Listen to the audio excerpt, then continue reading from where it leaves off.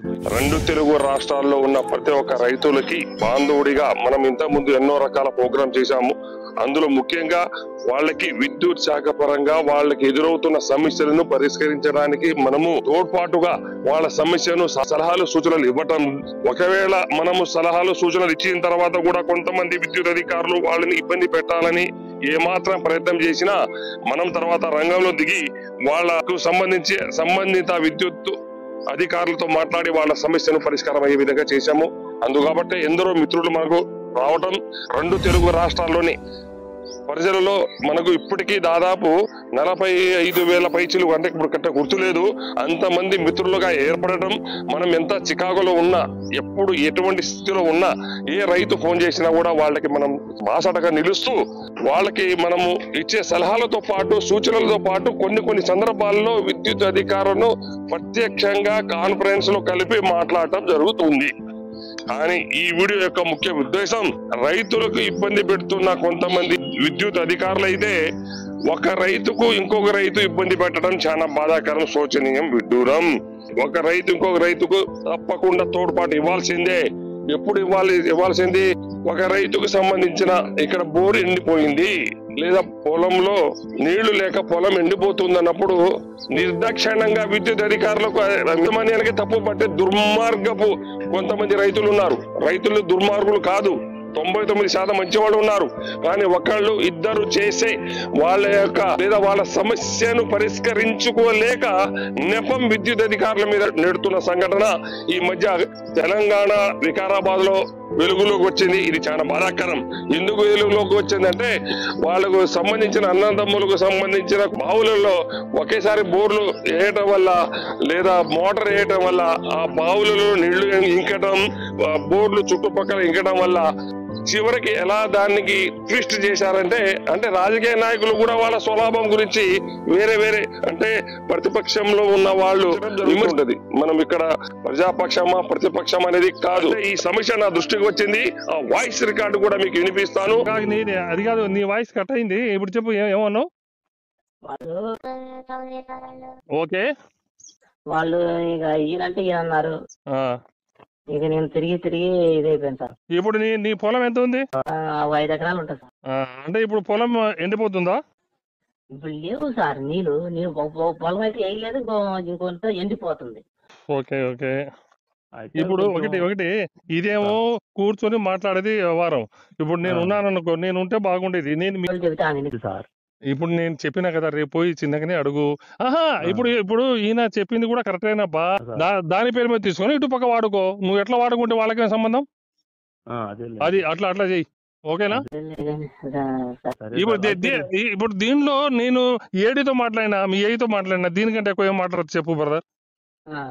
ఈ నంబర్ అందరికి కొంచెం షేర్ చేయండి. ఒక రైతు ఎంత ఆయన ఆవేదన, దీన వ్యవస్థ, ఆయన ఏ విధంగా దీనంగా నాతో మాట్లాడిండో అప్పుడే నేను నమ్మటే ఏడీలకు ఏఈలకు మళ్ళీ డివిజనల్ ఇంజన్ లెవెల్లో మాట్లాడడం జరిగింది. రైతు సోదరులారా, మీకు దండం పెడుతున్నా, ఏ ఒక్క రైతుకి ఇబ్బంది కలిగినా మిగతా రైతులు అర్థం చేసుకుని ఆ ట్రాన్స్ఫార్మర్ చూడండి, ఒక 25 kV మీద అర్జెంట్ ఇప్పుడు 2 5 HP మోటార్లు నడుస్తున్నాయి.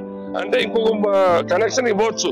రైతుకి తోడ్పాటు ఇవ్వాల్సిన పక్క రైతు తోడ్పాటు ఇవ్వకపోవడం బాధాకరం. కాబట్టి ఇటువంటి విషయాల్లో అనవసరంగా ప్రభుత్వాన్ని గాని విద్యుత్ అధికారులు గాని విద్యుత్ లేక ఎండిపోయిందనే ఇంకొక విషయం, కొంతమంది విద్యుత్ అధికారులు నిర్లక్ష్యంగా వ్యవహరించడం అది ఎక్కడో కాదండి. కొంతమంది అంటే 99% మంచి వాళ్ళు ఉన్నారు, దాని డౌట్ లేదు. కానీ ముఖ్యంగా ఇప్పుడు ఆ డిస్ట్రిక్ట్ పేరు చెప్పను, ఆ వాయిస్ కూడా వినిపిస్తా. అసలు ఇప్పుడు ఎలా ఉంది ప్రొసీజరు?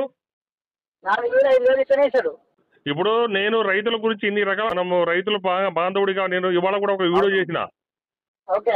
మనము రైతుల కుటుంబం నుంచి వచ్చాము. రైతులకు ఇబ్బంది కలగకుండా ఉండాలని రైతులకు పాలిట మనం ఎన్నో రకాల పనులు చేస్తున్నాము. ఇంకా ఎవరు ఫోన్ చేసినా కూడా మనము వాళ్ళకి అనుకూలంగా ఉంటూ వాళ్ళ సమస్య పరిష్కారం చేస్తున్నా. కానీ ఇంకా రైతులకు సంబంధించిన మెటీరియల్ దగ్గర, ట్రాన్స్ఫార్మర్ దగ్గర 5,000 4,000 డిమాండ్ చేయడం ఇది శోచనీయం. నేను తీవ్రంగా పరిగణిస్తున్నా. నేను చేస్తా. కానీ నేను ఇంతవరకు ఎవరికి ఏ ఒక్క అధికారికి ఇబ్బంది కలగకుండా అంటే నా ఉద్దేశం ఏంటంటే అందరికీ న్యాయం జరగాలి అనే ఉద్దేశంతోనే మనం చేస్తున్నాం. కానీ కొంతమంది అధికారులు స్టోర్ లో ఉండి కూడా రైతులకు ఇబ్బంది కలిగేటట్టు చేస్తే వాళ్ళ తాట నేను కూడా తీయాల్సి వస్తుంది. ఇక తప్పదు. 4,000 5,000 వస్తుంది, దీన్ని చేయాలన్నది తప్పు కదా, ఇది తప్పు కదనా. ఇప్పుడు ఒక స్టోర్ ఏడీ గారే ఒక ట్రాన్స్ఫార్మర్ 5,000 వసూలు చేసిన అనుకో, అంటే దానికి బదులుగా వాళ్ళు ఏం చేస్తారు, ఒక 25 kVకి 5,000 ఇక్కడ ఇవ్వాలంటే మళ్ళీ ఏఈ గారు కింద బాటం లెవెల్లో గ్రాస్ రూట్ లెవెల్లో ఒక్కొక్క ట్రాన్స్ఫార్మర్ కి 20-30,000 వసూలు చేస్తే ఇక డిమాండ్ చేసి వసూలు చేస్తున్నప్పుడు ఎందుకు స్పందించలేకపోతున్నారు? మళ్ళీ ఇటుపోయి రైతుకు ఏమైనా పొలం ఎండిపోయినా విద్యుత్ మీద నెపం వేయడం బాగాదాకరం, సిగ్గుచేటు. కాబట్టి తోకనిగా అధికారులు స్పందిస్తే డైరెక్ట్ గా సీఎండి గారికి నేనే లెటర్ రాయడం, వాస్తవాన్ని తెలియజేయడం, తర్వాత నేను రియాక్షన్ ఉంటుంది. ఇక నాకు సంబంధించిన నిజ నిర్ధారణ కమిటీ ఒకటే అయితే అది రంగులో దింపేస్తా, డౌటే లేదు. ద్వారానే డ్రాఫ్టింగ్ చేపించి ఎవడి కర్మ వాడిదే, మార్పు రావాలి. మీకు ఎవడో విద్యుత్ అధికారులు యాక్షన్ తీసుకోవాలి, దానిలో ఇబ్బంది కలిగించాలని కాదు. మనకు లక్షల్లో జీతాలు ఉన్నాయి, ఇంకా రైతులకు సంబంధించి ఇబ్బంది పెడితే పురుగు పడి చస్తాం. కాబట్టి దయచేసి రైతుల విషయంలో అందరూ జాగరూకతతో ఉండాలని మనసారా కోరుకుంటూ, ఇంకొక విషయం ముఖ్యంగా హైదరాబాద్ లో కనెక్షన్ తీసుకోవాలంటే చాలా బాధాకరం. హైదరాబాద్ లో ఎలా ఉంది, ఒక పోలు 11 kV లాగాలంటే 5,000, 10,000, 20,000 డిమాండ్ చేస్తున్నారు. 3 పోలు గిరిగా లాగాలంటే ₹1,00,000 డిమాండ్ చేస్తున్నారు. ఇది చాలా బాధాకరం అండి. ఒక 11 kV పోలు కావాలంటే అది పోలు వైరు మొత్తం లాగాలంటే మాక్సిమం 5,000, 6,000, సరే ఎంత దూరం ఉన్న 5,000 కంటే ఎక్కువ అసలే కాదు.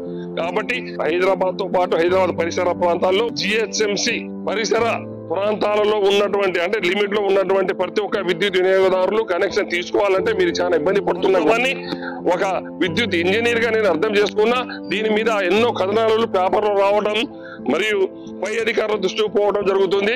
కాబట్టి దీనికి అసలు మెయిన్ గా ఇట్లా జరగటానికి కొంతమంది అధికారులు లక్షల్లో వాళ్ళు ఖర్చు పెట్టుకుని పోస్టింగ్ తెచ్చుకొని దాన్ని నింపడానికి ఇటు విద్యుత్ వినియోగదారులని పిప్పి చేస్తున్న సందర్భంలో కొంతమంది ఈ యొక్క ఆవేదనను ఎవరు చెప్పుకోలేక అటు మన ప్రింట్ మీడియాతో పాటు ఎలక్ట్రానిక్ మీడియా దృష్టికి పోవడం, వాళ్ళు పబ్లిష్ చేయడం జరుగుతుంది. కాబట్టి ఇప్పటికైనా సరే ఎవరైనా విద్యుత్ కనెక్షన్ కావాలంటే మీరు స్పందించండి. వాళ్ళకి అమికబుల్ గా తక్కువ ఖర్చు అయ్యే విధంగా వాళ్ళకి చూడండి. కానీ ప్రతి దానికి ఎవరైనా సంతోషపడి నీకు ఏమైనా ఇస్తే దానికి మనము బాధ్యులం కాదు, ఓకే, దానికి ఎవరు ఖండించం. కానీ అబ్నార్మల్ గా ఒక దగ్గర ఒక 11 kV పోల్ పక్కకి జరగడానికి ₹1,00,000 అడిగారు. ఇది ఎంత దారుణం అండి. ఇది వాస్తవం. ఇది ఇంతటి ఈ యొక్క సమాచారం హైదరాబాద్ కు సంబంధించి చుట్టుపక్కల ప్రాంతంలో ఉన్న ఒక చీఫ్ ఇంజనీర్ గారి దృష్టి కూడా తీసుకుపోవడం జరిగింది. తర్వాత సమస్య అయింది, తక్కువ అయింది, 8,000 అయింది. మరి ఇది తప్పు కదా. మీరు కనెక్షన్ తీసుకోవాలంటే దీని కింద ఒక నెంబర్ చెప్తాను, దీని మీద వేరే వీడియో కూడా చేస్తాను, దేనికి ఎంత ఖర్చు అవుతుంది అనేది. ఆ నంబర్ కి మీరు కాల్ చేయండి. ఆ కాంట్రాక్టర్ చిన్న కాంట్రాక్టర్ పేరు ఆంజనేయులు, ఆయన కూడా ఎప్పటి నుంచో చేస్తున్నాడు జిహెచ్ఎంసీ లో. మీకు అడ్వాన్స్ గా చెప్పేస్తాడు. మీరు తర్వాత ఏఈలకి ఇవ్వాలి, ఏడీకి ఇవ్వాలి, డికి ఇస్తే వర్క్ ఆర్డర్ ఇస్తాడు, లేకుంటే ఇవ్వడు అని భయం వద్దు. ఒకవేళ ఎవరైనా ఇబ్బంది పెడితే నేను మీ తరఫున మాట్లాడతాను, తర్వాత ఏం చేయాలని చూస్తాను.